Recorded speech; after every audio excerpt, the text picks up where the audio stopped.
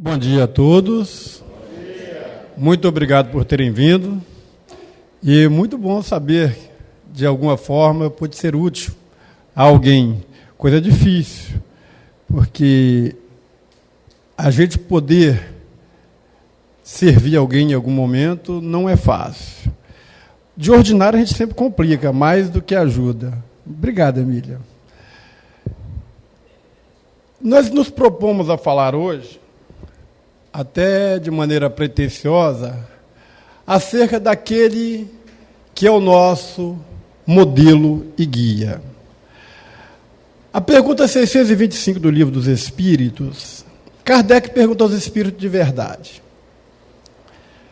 qual o tipo mais perfeito que Deus deu aos homens para modelo? E a resposta é a mais curta do Livro dos Espíritos: Jesus. Não deixa nenhuma dúvida. E é exatamente sobre esse espetacular ser que nós pretendemos falar, embora reconheçamos a nossa dificuldade. Mas eu recorro a Neio Lúcio, ou Neio Lúcio, como queiram, no livro Jesus no Lar, em um momento em que Jesus está conversando com os seus discípulos após as atividades, e André, muito preocupado com a situação dele, diz o seguinte: mestre, o que eu posso fazer? Porque quando eu te ouço, eu me sinto um indivíduo bom, confortado, acho que vou fazer tudo que me ensinas. Entretanto, basta me afastar de você um pouco, e a primeira pessoa que me trata de uma forma um pouco mais ríspida, já perco a paciência, já me irrito. O que posso fazer? Vem também Tiago, da mesma forma, com os mesmos clamores, com a mesma dificuldade, mostrando a mesma situação de André. E engrossando a turma, o grande Pedro, que também se acha inapto para desempenhar a tarefa de Jesus, visto que saía ele a ensinar o que Jesus lhe passava, mas tinha uma dificuldade enorme de colocar em prática. E aí Pedro pergunta a Jesus: não estarei sendo eu demagogo? Posso eu realmente ensinar o que me ensinas? E então Jesus, usando da sua sabedoria, e um tom até de brincadeira, diz para eles: olha, pelo que eu sei, aqui na Terra, não tem ninguém alado ainda. Ou seja, não tinha nenhum anjo no planeta. E se fores pensar, não seria justo que os anjos descessem das alturas para vir aqui colocar em prática os ensinamentos que a Terra precisa. Até porque quem necessita de médicos são os enfermos. Quem necessita de aprender é quem não sabe. Então é justo que, embora não saibais, que embora não tenha condição de desempenhar toda a tarefa, que aprendam exercitando.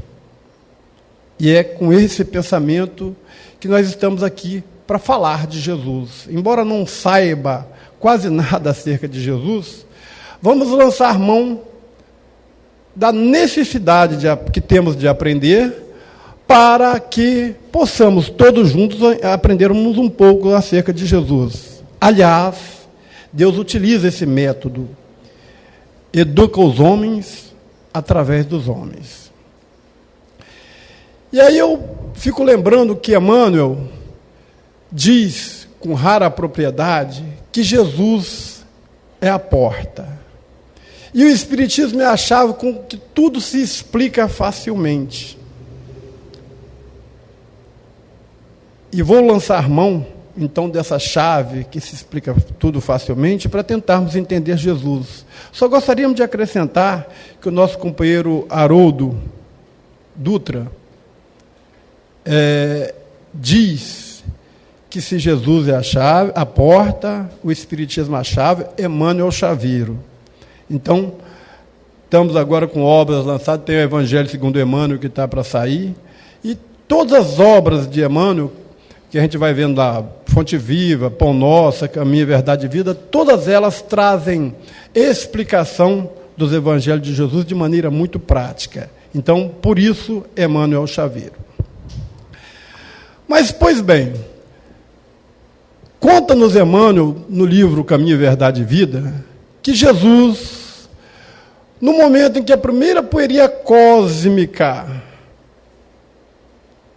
se aglutinava para a formação do planeta, até antecedendo a isso, com outros espíritos, Jesus havia se reunido, e agora Jesus trabalhava no processo de fazer a Terra evoluir, porque recebera de Deus a incumbência de cocriar um planeta, para que ele, enquanto mestre, enquanto governador desse planeta, pudesse educar muitas almas.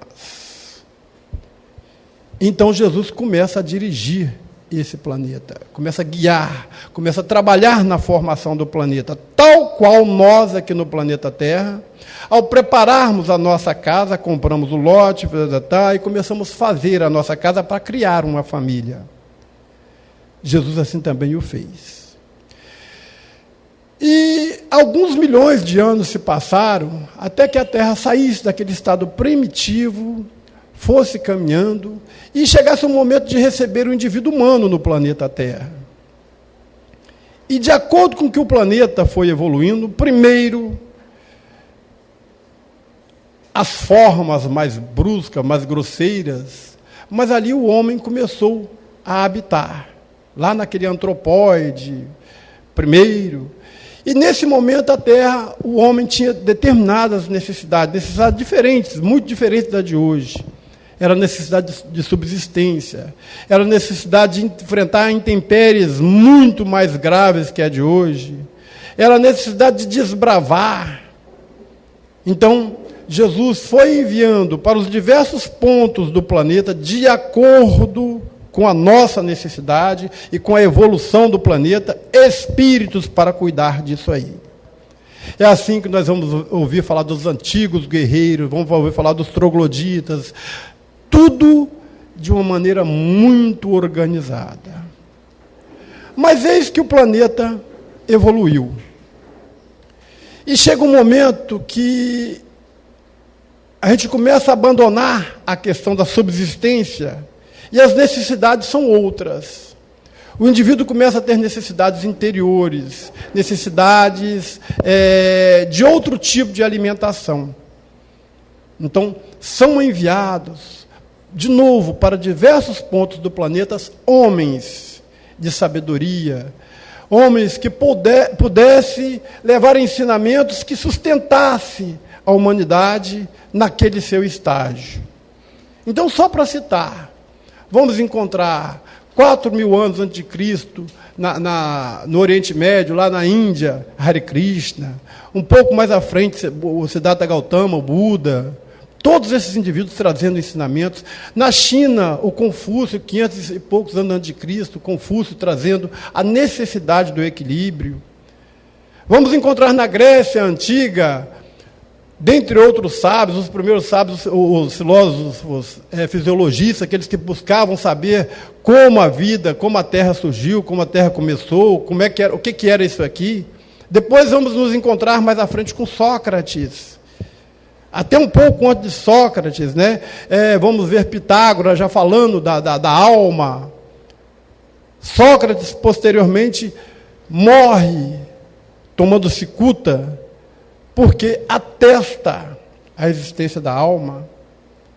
E curioso, né, que algumas pessoas, naquele momento, ao perceber que Sócrates tinha razão, tentaram criar uma situação para que Sócrates fugisse. E Xantipa, a mulher de Sócrates, vai falar com ele: Sócrates, você está sendo condenado injustamente, estão deixando você fugir.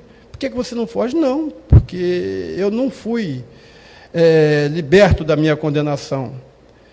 Aí ela diz para ele: mas é injusto. E ele fala: você queria que fosse justo? Ou seja, para nós sermos punidos por uma coisa injustamente é uma desgraça, né? Desculpa a expressão, mas é. Mas para Sócrates, que já tinha uma visão, é muito melhor você ser punido por uma coisa injustamente do que justamente. Porque se eu fui punido justamente é porque eu fiz. Então, esses homens vêm trazendo ensinamentos morais espetaculares. Em todos os planetas. Chega um momento em que a necessidade da tecnologia adiantar, em todos os planetas, em todos os quadrantes do planeta, aliás, a necessidade da tecnologia adiantar se faz premente. E o que Jesus faz? Começa a mandar homens de ciência. Aqueles homens, aqueles espíritos que vamos encontrar lá na pergunta 540 do livro dos Espíritos, que ajudaram a trabalhar, que ajudam a influenciar no fenômeno das chuvas, conhece a Terra, vem agora descobrir, ensinar-nos a tecnologia. E avançamos muito tecnologicamente. Mas como era sabido por Jesus também, era claro que esses espíritos, embora espíritos valorosos, iriam falhar em alguma coisa. E falharam. Mas, num determinado momento, quando o espírito da Terra, quando o homem aqui na Terra estava pronto para receber informações mais profundas, algumas revelações foram sendo encaminhadas de maneira organizada. A primeira revelação, a primeira informação que recebemos foi através de Moisés. E aí vamos encontrar muita gente dizendo: mas Moisés é o Velho Testamento não conta. E vamos ver lá no livro Consolador, Emmanuel lembrando que o Velho Testamento é a base da casa ou do edifício cristão. É a base. Se nós não entendemos, se nós não procuramos, se nós não temos condição ainda de entender, isso é problema nosso. Mas ali está a base. Depois vem Jesus, trazendo mais informações, essas informações agora corretas, sem nenhuma distorção, para que nós pudéssemos entender melhor. E, por fim, vem a terceira revelação, que é o Espiritismo, explicando de maneira clara, de maneira bastante ao nosso nível, fácil compreensão, todos os ensinamentos de Jesus. Mas para que isso? A pergunta 132 do Livro dos Espíritos, Kardec pergunta ao Espírito de Verdade: qual o objetivo da encarnação? Qual o objetivo da encarnação? E a resposta é expiação e prova. E quase todos nós paramos aí nessa resposta. Mas aquele que tiver um pouco mais de atenção e quiser ler o final da resposta, vai descobrir que lá está. E aprender a desempenhar a parte que lhe toca na obra da criação. E qual é a parte que nos cabe na obra da criação? O que nós estamos fazendo aqui no planeta? Alguns dirão: eu vim aqui para o planeta para ser feliz. Mas ser feliz para quê? Eu vim para ser feliz, e por que não é feliz? Eu não sou feliz por causa disso. É porque Jesus já dizia: o meu reino ainda não é deste mundo. O Eclesiastes já dizia: a felicidade ainda não é deste mundo. E porque nós não estamos aqui para sermos felizes, podemos caminhar feliz, como diz a pergunta 920 do Livro dos Espíritos. É possível ser feliz, tanto quanto se o planeta permite. Agora, essa felicidade que almejamos, nós não estamos aqui para isso. Nós estamos aqui para quê? Para aprender. Para aprender. Porque o nosso futuro é brilhante. Mas quem vai ter um futuro brilhante se não aprender? Conhece alguém que teve um futuro brilhante sem aprender? Todos temos que aprender. E qual é o nosso futuro brilhante? Nós somos co-criadores. Não se assustem, mas pasmem se quiser. Um dia, todos nós, de alguma forma, estaremos governando planetas, galáxias, sistemas solares, porque é para isso que nós estamos aqui. Primeiro aprendemos a dominar um corpo físico. E temos uma dificuldade enorme, não é, Carlos? Nossa, que é doença daqui, que é peso dali, que faz cirurgia daqui. Uma dificuldade enorme de dominar o corpo físico. E esse é o nosso primeiro aprendizado. E para que nós possamos governar planetas, galáxias, sistema, há de se ter uma compreensão muito mais ampla do que nós entendemos hoje. E isso quer dizer que nós precisamos conhecer a lei. Mas onde está a lei? Porque todo o processo é de legalidade. Onde está a lei? Foi Moisés que trouxe a lei de Deus para a gente? Foi Buda? Foi Hare Krishna? Foi Jesus? Não. A pergunta 621 do Livro dos Espíritos está lá, clara. Onde está escrita a lei de Deus? Todo mundo sabe, né? Na consciência. Então, esses homens, inclusive Jesus, com muito mais propriedade, o que eles vieram fazer? Vieram nos ajudar a entender a lei de Deus. Desculpe. A entender a lei de Deus. Por quê? Como lembra o grande escritor Anja Guarudi, ele disse que cada homem faz a leitura da vida de acordo com a sua conveniência. E quando ele diz conveniência, ele faz questão de dizer que na conveniência não tem consciência. Porque a partir do momento que eu começar a fazer a leitura da vida de acordo com a consciência, o princípio da legalidade vai estar estabelecido. E eu vou cometer muito menos erro.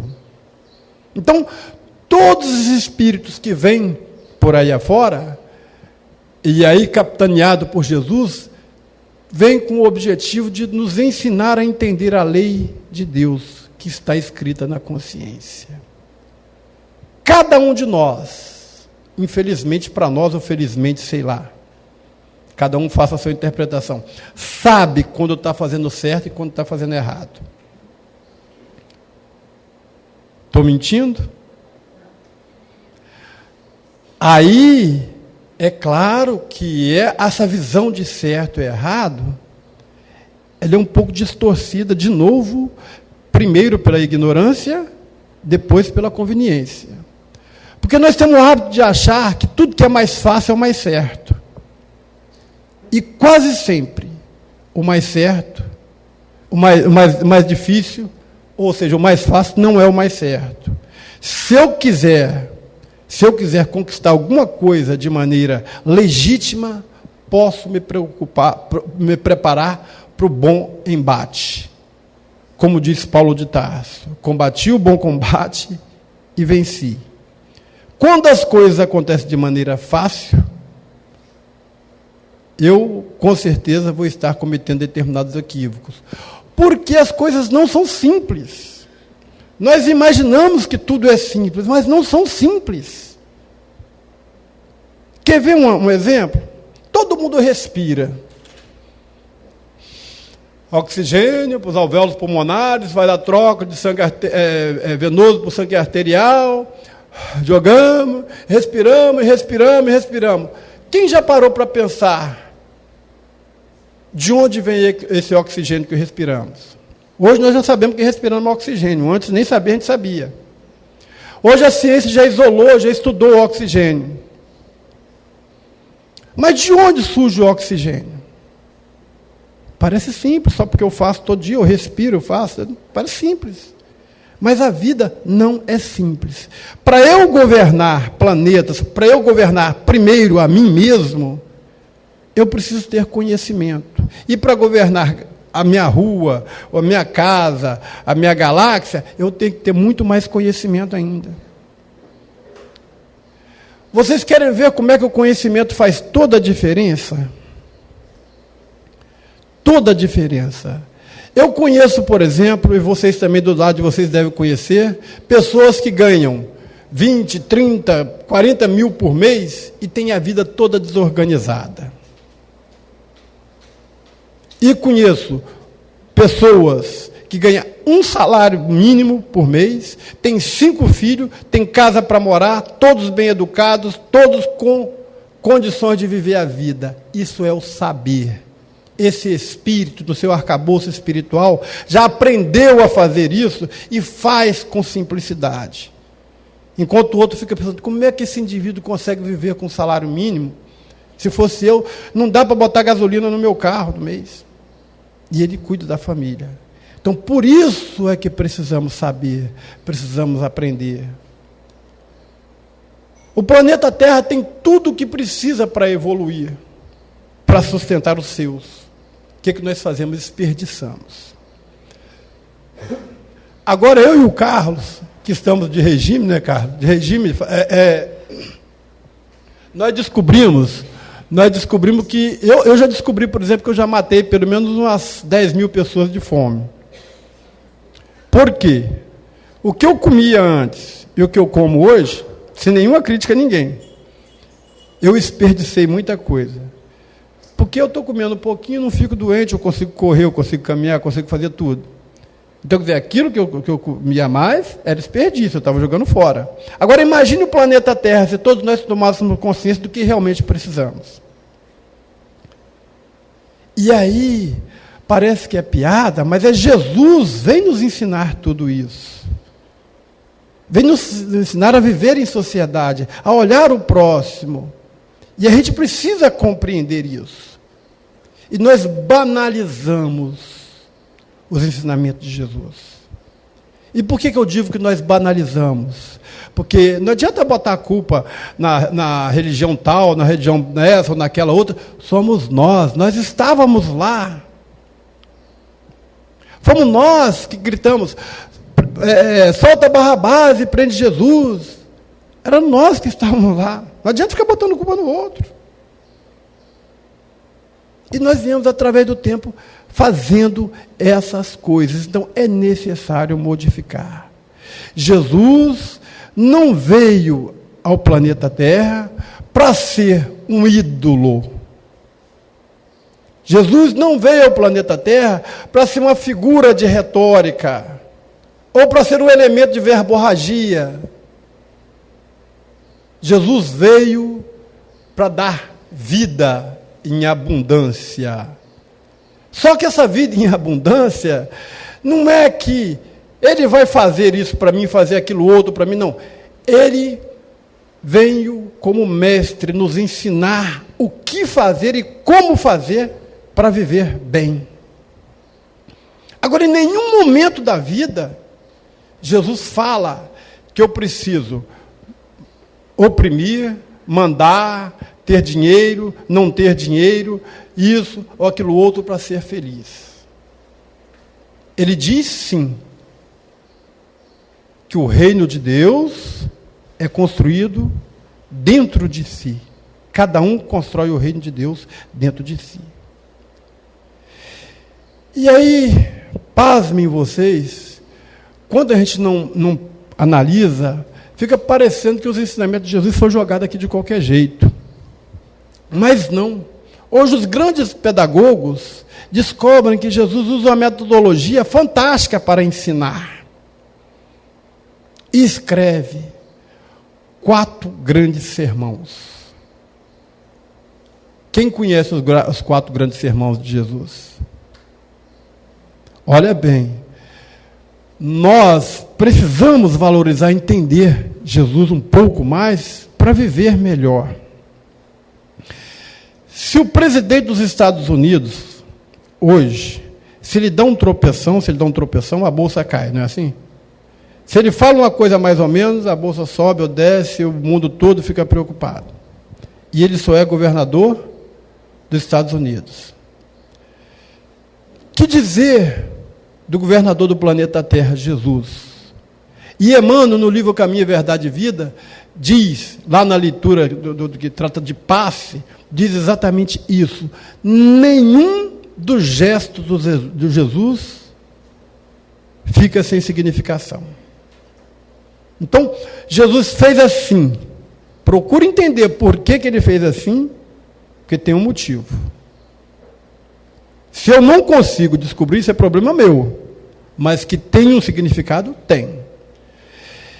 E aí ele nos ensina o tempo todo. Nos ensina o tempo todo como mestre. Aliás, foi a única terminologia que ele aceitou ser chamado.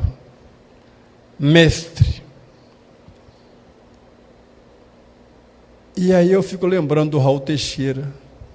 Que Raul Teixeira diz o seguinte, que é exatamente aí que nós não usamos Jesus. Jesus é para nós tudo. É médico, eu fico doente, ele tem que sarar minha enfermidade. É guarda-costa, eu vou fazer uma viagem, aí eu tenho que fazer a prece, Jesus me leva e me traz. Meu filho sai de casa, a prece, e por aí fora. Nosso guarda-costa é tudo, menos o mestre. Mas Jesus disse que ele curou a todos. Depois, quando ele começa a sua tarefa, seguindo de divulgação do cristianismo, ele cura a todos. Só que ele curou a todos de que forma? Não é aquele todos que está lá, são todos nós. Todos nós. A cura está em nós. Basicamente, coloque em prática os seus ensinamentos, não teremos enfermidade. Não teremos doenças. As doenças são nossas. Isso, o mestre nos ensinando. Mas eu não quero Jesus mestre, eu quero Jesus médico. Eu quero Jesus que me deu emprego. Eu quero Jesus que me deu carro. Aí tem até aí presente de Jesus, essa aquela coisa. Mas ele não é isso. Ele quer nos ensinar a viver melhor. Aí eu tenho o carro, tenho a fazenda, tenho o casa e vivo mal. Porque eu não segui os ensinamentos dele. Né? Então, há necessidade de nós pensarmos, introspectar isso. Mas falando dos 4 sermões, a gente vai começar de frente para trás. O 4º sermão de Jesus, ele fala, vamos chamar de sermão dos 4 Ais. Jesus fala diretamente para os escribas e os fariseus, que eram os indivíduos que naquele momento dificultava sobremaneira a divulgação do cristianismo, dos seus ensinamentos. Eram indivíduos que os escribas interpretavam a lei, e os fariseus, que era também um ramo do judaísmo, porque às vezes há muita confusão, o judaísmo ele se dividia em diversos setores, e o fariseu era um, e esse fariseu era muito preso à forma, a questão do fundo não interessava. Eu posso não ser, mas eu preciso parecer ser. Aí daqui, o que nós fazemos? Logo de cara. Ei, fariseuzinho danado, né? E nós hoje, o que nós fazemos? Nós somos bons ou queremos parecer ser bons? Nós temos ou queremos parecer ter? E vivemos numa infelicidade danada, porque queremos ser o que não somos. Quanto sofrimento, quanto a dor. Mas na hora de apontar o dedo para o fariseu, a gente faz isso. Hipócritas, diz Jesus acerca dos fariseus. Sepulcros caiados, limpo por fora e sujo por dentro.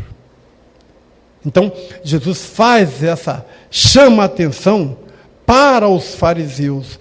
Só, gente, que os ensinamentos de Jesus não eram para os fariseus àquela época só.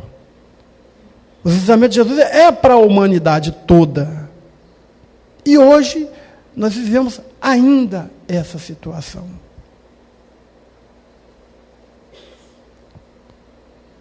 Claro que eu estou falando isso por mim. Vocês todos já passaram dessa fase. Não tem mais esse tipo de problema, né? Agora vamos ao outro sermão de Jesus, que é o sermão do cenáculo.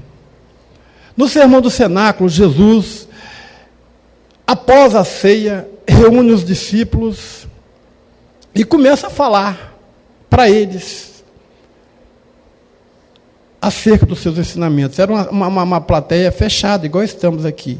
E nesse instante, ele fala de coisas que só que os discípulos estavam em condição de entender.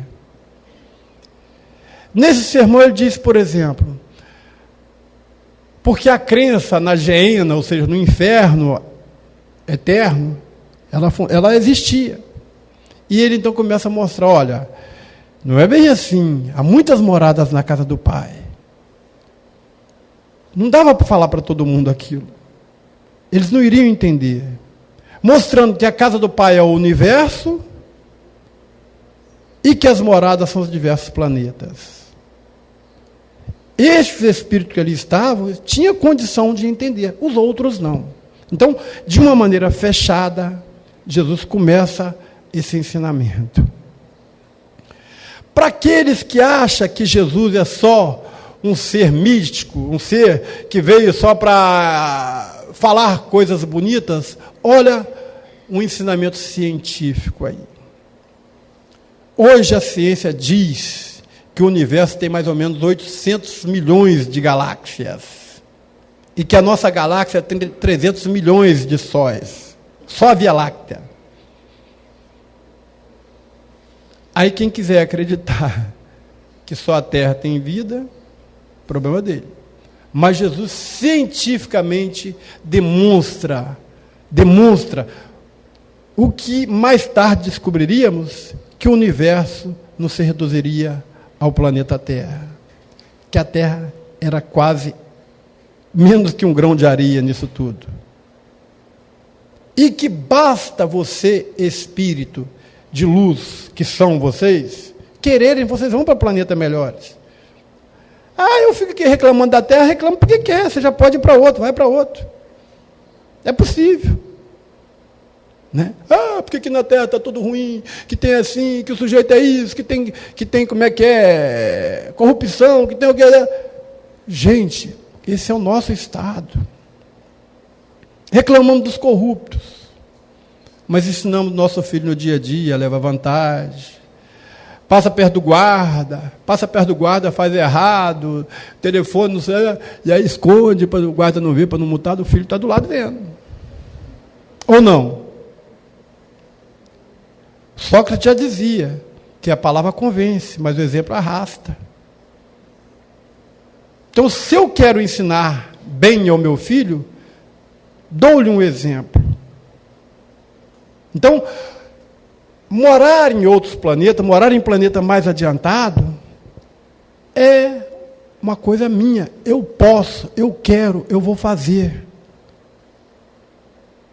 Posso demorar? Posso demorar. E posso até querer ficar no planeta Terra. Mas eu vou ter condição um dia. Aquele que caminhar mais rapidamente, pergunta 134 do Livro dos Espíritos, mais rapidamente chegará. Assim como um aluno que terminar o curso na faculdade sem nenhuma reprovação, vai passar mais rápido.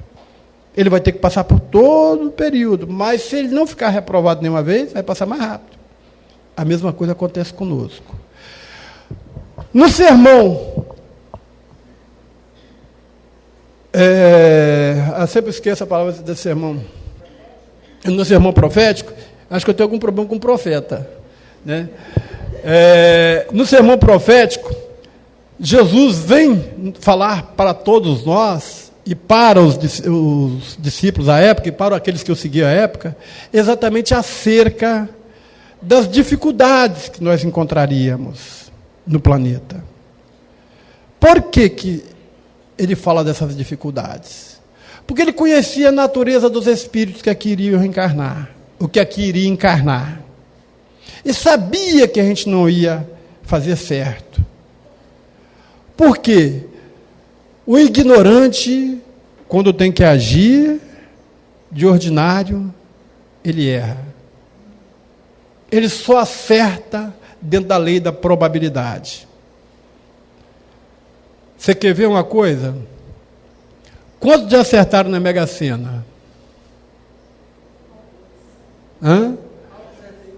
Mas pede para ele, aquele que acertou, pede para ele te ensinar, a ver se ele sabe. Ele só acerta dentro da lei da probabilidade. Agora, o indivíduo que aprendeu, ele faz uma coisa hoje, amanhã ele faz de novo, e faz de novo, e faz de novo. Se eu pergunto para um ignorante, quantos são 2 mais 2? 2 mais 3? Ele não sabe, eu falo 5. Aí, 5. Aí eu mudo. Quantos são 3 mais 2? Eu mudo os fatores. Ele vai se confundir no produto de novo. Acontece com a gente. Quantas vezes nós fazemos a mesma coisa errada, só em situações diferentes? Vamos levar para o ambiente familiar. Quantas vezes nós discutimos dentro do nosso lar, marido, mulher, filho, pela mesma coisa? A mesma coisinha. Mas antes eu falei assim, e agora eu falei assim. É a mesma coisa, só que falou diferente, um pouquinho diferente. Mas a atitude não mudou. Quando muda a atitude, muda tudo. O ignorante tem o hábito de repetir o erro e não quer mudar. Então Jesus, sabendo disso, ele pregava que teríamos muito sofrimento. Porque se vocês forem parar para pensar, se nós pararmos para pensar, já tem o sofrimento natural. Olha, se eu quero me deslocar daqui até aquela porta, eu tenho que me locomover daqui até lá. Eu posso ir andando, posso ir a cavalo, posso ir de bicicleta, posso ir a pé, posso ir de qualquer jeito, mas eu tenho que me locomover. Se eu faço esse caminho em linha reta, eu vou ter um tempo, eu vou ter um sofrimento. Mas se eu procuro ficar dando voltas, eu vou ter outro tipo de sofrimento. Na nossa vida é assim.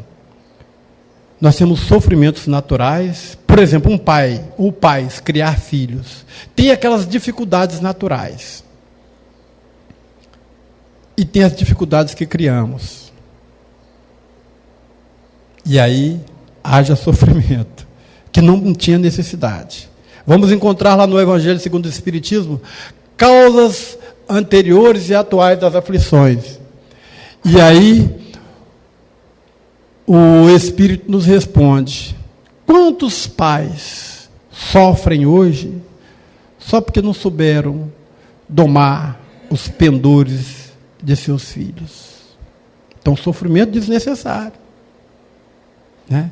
Jesus sabia que ia ser assim. Então, no sermão profético, ele fala acerca dessas questões e nos concita a caminhar.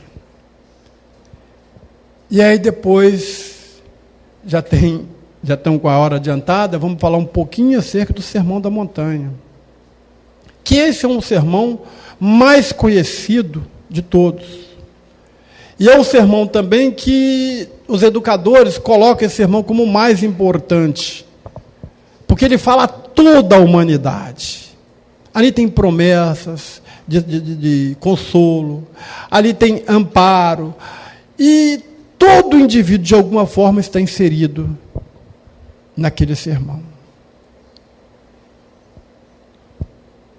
Nesse sermão nós temos a parte das bem-aventuranças, que são 9, e depois temos a parte de concitar, de incentivar a caminharmos, que fala de prece. Mas entender esse sermão não é uma coisa muito simples. Porque ele diz o seguinte: bem-aventurados pobres de espírito, porque eles verão a Deus. Aí o que nós entendemos? Entendemos que pobre de espírito seria aquele indivíduo simplório, aquele indivíduo ignorante, aquele indivíduo que nada sabe. E saímos pregando por aí afora. Como pode ser bem-aventurado um indivíduo desse? Um nécio. De fato, o Espiritismo vem nos mostrar que essa pobreza de espírito refere-se ao indivíduo que tem consciência de si. Porque o indivíduo que tem consciência de si, embora ele saiba da sua grandeza como espírito, como indivíduo que é, ele sabe da sua pequeninez em relação ao todo. Se já sabe bastante coisa, há uma imensidão de coisas a descobrir, a aprender. E eu sempre costumo tomar como base Madre Teresa de Calcutá, como exemplo máximo disso, quando ela diz o seguinte: eu sei que eu sou um grãozinho de areia na praia. Ela reconhece a sua insignificância, mas ao mesmo tempo assevera, a emérita freira, afirmando: mas se a praia não tivesse esse grão, ela não seria a mesma. Reconhece a sua importância. Qual o nosso grande problema no planeta hoje? É nos reconhecermos como indivíduos importantes que somos, mas que temos muito a aprender. Não sei se isso acontece só lá em casa, mas de ordinário todo mundo quer ensinar só. De ordinário todo mundo quer ensinar. Ah, porque eu sou assim, porque eu faço assim, ó, comigo é desse jeito, Normalmente, quando a gente começa a dizer isso, a gente fala do que a gente gostaria de ser. O indivíduo fala: eu faço isso, e o outro está olhando assim: mas esse cara fala que faz isso, ele não faz assim. Ah, porque eu sou calmo, eu sou tranquilo, no meu jeito. E o outro está olhando: mas não, ele é uma bomba relógio, você vai falar com ele. Nós gostaríamos de ser assim. Então vejam só a condição que nós temos de não nos reconhecermos ainda, de nos conhecermos. Mas em compensação, nós somos potenciais de cocriação espetacular, enquanto espírito que somos. Olha o de bem que nós podemos fazer, é uma coisa fantástica. Nós estamos num momento, passando pelo momento agora, de introspecção. Assim como mudaram os ensinamentos de Jesus, me permita fazer uma correção. Assim como mudamos o ensinamento de Jesus através do tempo, mudamos de Hare Krishna, mudamos de Siddhartha Gautama, mudamos de Confúcio, mudamos de todo mundo, industrializamos, com o único objetivo de ganhar dinheiro. Assim como mudamos o ensinamento de Jesus também com o objetivo de ganhar dinheiro.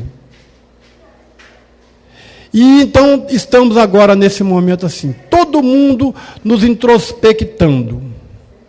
Que eu tenho que conhecer, eu preciso me conhecer. Aí eu descubro que eu sou irritado, eu descubro que eu sou isso, eu descubro que eu sou aquilo outro, eu descubro que eu estou descobri tudo isso e continuo. Ou não? Eu fui lá, ninguém falou que eu sou irritado. Então ninguém me irrite. Porque eu sou irritado. Mas o processo não é esse. Nós só vamos cristalizar qualquer aprendizado em nós através da prática do bem. E essa é uma potencialidade do espírito. Se eu não praticar o bem, todo o meu saber não se cristalizará. Porque tudo que eu aprendo no planeta Terra só tem o objetivo: praticar o bem, fazer a coisa certa. Todo o resto não serve. Todo o ensinamento de Jesus veio com esse objetivo: aprendermos a praticar o bem. Só que quando eu pratico o bem, eu cometo um equívoco danado, porque eu começo a achar que eu estou fazendo bem para o outro. E eu sou o maior beneficiário do bem que pratico. Não existe outra maneira de pensar. O outro pode até se beneficiar do bem que eu pratiquei, mas quem mais se beneficiou fui eu. Existe alguém que se beneficia mais da sua saúde do que você mesmo? A saúde é sua. A saúde física é sua. A pessoa que está do lado pode até se beneficiar também, porque você vai limpar a casa melhor, você vai fazer o serviço, aquela vai sobrar menos para ele. Mas o maior beneficiado é você. Então a saúde espiritual eu só consigo construir através da prática do bem. Não existe outra maneira. Eu posso identificar todos os meus vícios. Faz bem. Sócrates já dizia, aliás, Sócrates atribui isso a Sócrates, mas de fato está escrito no frontispício do templo de Delfos. Conhece a ti mesmo. Né? É importantíssimo. Desde que eu queira me corrigir. Olha bem, nós falamos aqui de uma das bem-aventuranças, um pouquinho de uma das bem-aventuranças. Vamos tentar falar um pouquinho, porque já está com a hora adiantada, de mais outra bem-aventurança, que são 8, só bem-aventuranças. Depois o capítulo segue. Então, quatro sermãos. Fique à vontade, estude e vamos compreender Jesus, porque ele é autoaplicável, ele é para o dia a dia, ele não é para figura de retórica, não é para falar bonito, não é nada disso, é para a gente colocar em prática. E ele diz o seguinte: bem-aventurados que choram, porque eles serão consolados. Aí, de maneira simplória, mas é claro que todo mundo que chora não vai ficar chorando a vida toda, uma hora vai ser consolado. Mas vem o Espiritismo, que é a chave para tudo entender, se Jesus é a porta, e Emmanuel, que é o chaveiro, e nos mostra que, de fato, há os que choram, que derramam pranto, e que fazem barulho, e aqueles que choram intimamente, que sofrem intimamente, a aflição. Estão aflitos. Não são poucas as pessoas. A boa notícia é para os consultórios dos terapeutas, para as casas espíritas, para os psicólogos, vai aumentar. E para as casas espíritas, e para as religiões. Porque cada dia mais aparecem pessoas mais aflitas. Basta que esses profissionais estejam preparados e que as casas espíritas também estejam preparadas para atender essas pessoas, para que a gente possa amenizar um pouco esse sofrimento. Então, quando ele diz, bem-aventurados aflitos, porque eles serão consolados, está querendo mostrar exatamente o seguinte: somos espíritos caminheiros através do tempo. E aonde está escrita a lei de Deus? Na consciência. Jesus diz, eu não vim para julgar, eu vim para dar vida. Então, não é Jesus que nos julga? Não é Deus que nos julga? É quem que nos julga, então? A consciência. E a lei de Deus aqui na consciência, ela é o aguilhão que vai nos impulsionar para o progresso. Enquanto eu estiver cometendo equívocos, enquanto eu estiver cometendo erros, e a minha consciência não cobrar, eu não terei aflição. E se eu não tiver aflição, eu não vou chorar. E se eu não chorar, eu não vou ser consolado. Imagine vocês, por exemplo, um dia desse via um presidiário sendo, com todo o respeito que eu tenho a todos, as dificuldades de todos, ele dizendo que ele roubou porque o cara tinha muito e ele não tinha nada, e ele não achava injustiça nisso, ele não achava errado, porque ele tomava o que a vida não lhe deu.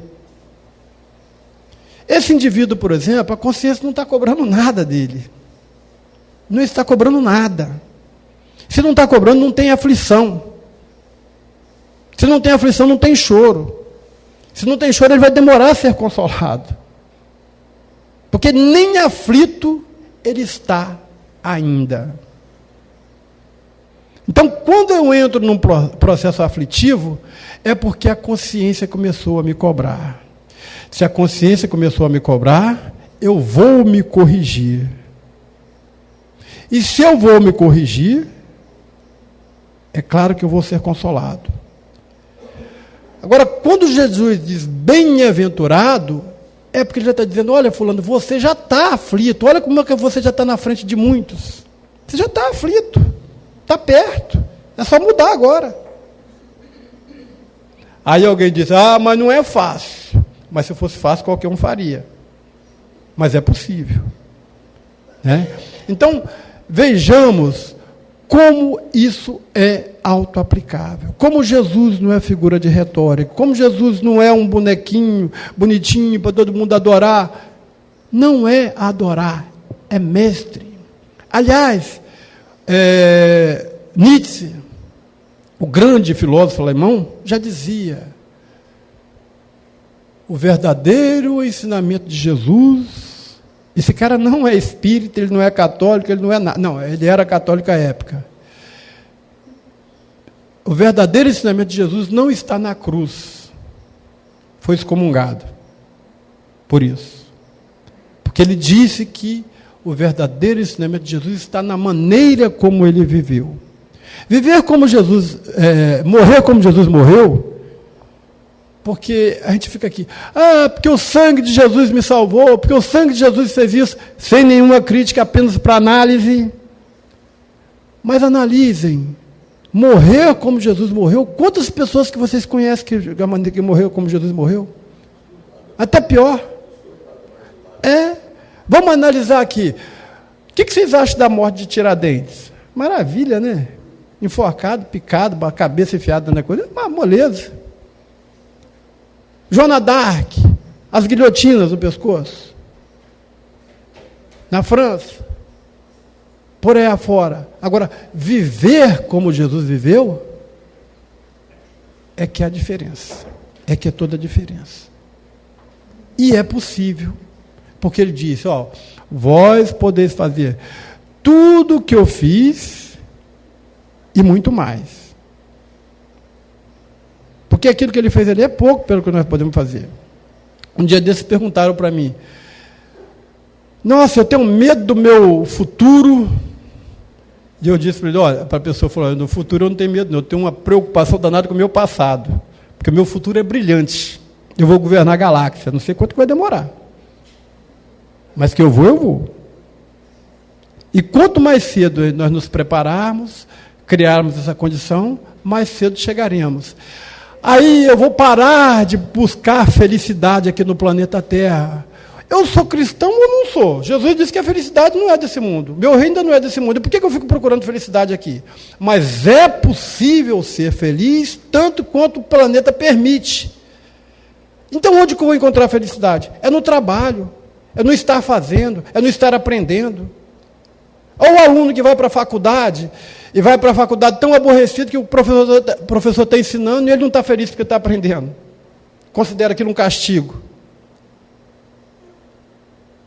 Na vida nós vivemos assim. Os momentos que a gente tem para ser feliz, a gente joga fora. Acho que não é por aí. O cuidar do filho, o educar, o trabalhar, é momento de felicidade, é aí.